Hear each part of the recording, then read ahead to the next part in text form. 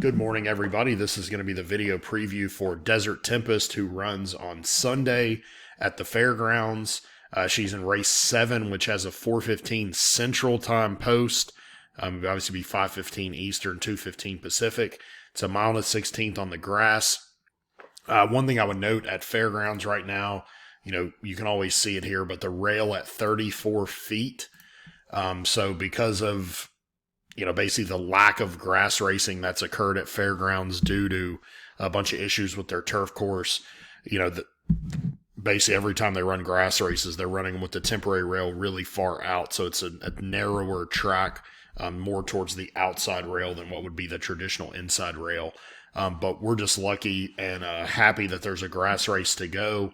They didn't run any grass racing basically for the first 6 weeks of the meet, and it's been pretty limited since then. So we entered a couple weeks ago, we were 13th, the 13th horse in a field of 16 where only 8 could run.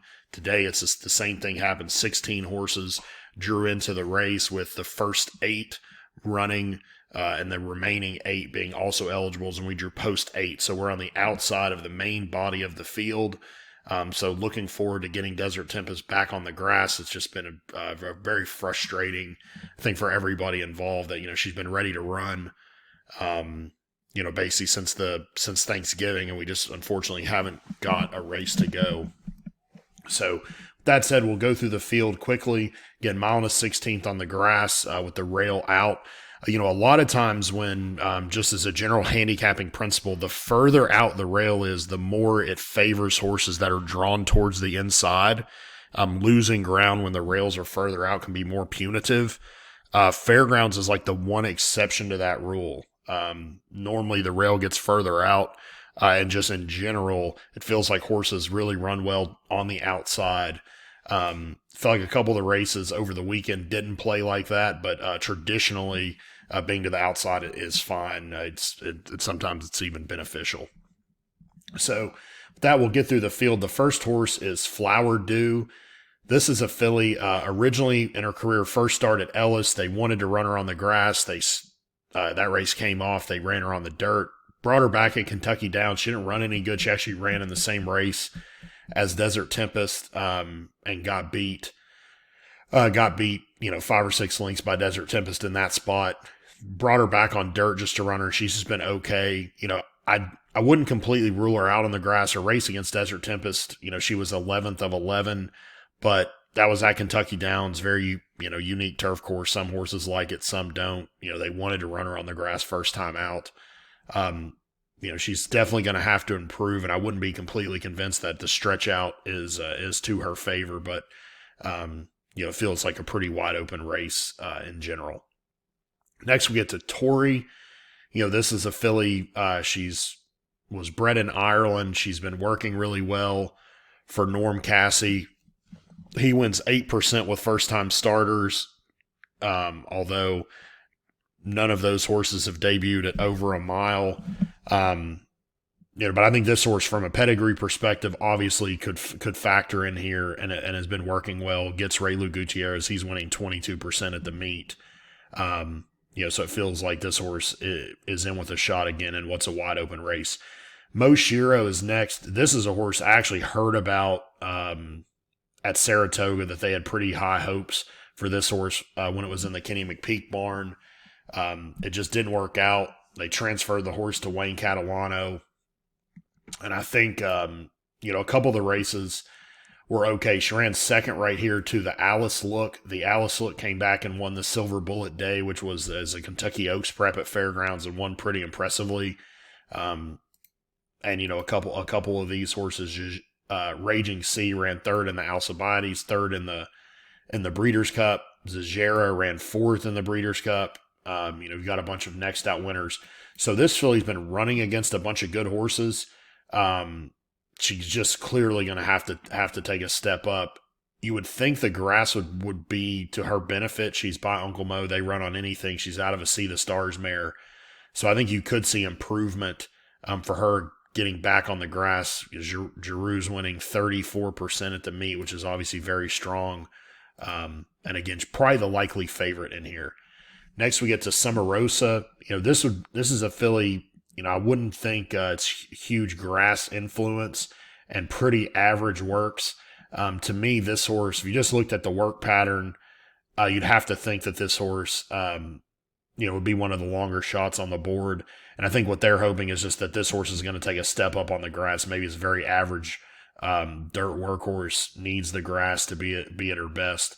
But first start, she's going to have to show something. Soul Title's ready. I think this horse is really interesting. She's absolutely bred to handle the grass. I thought her last race was okay. She kind of ran like a grass horse. She was right there, and then when it came time to quicken, she just couldn't do much.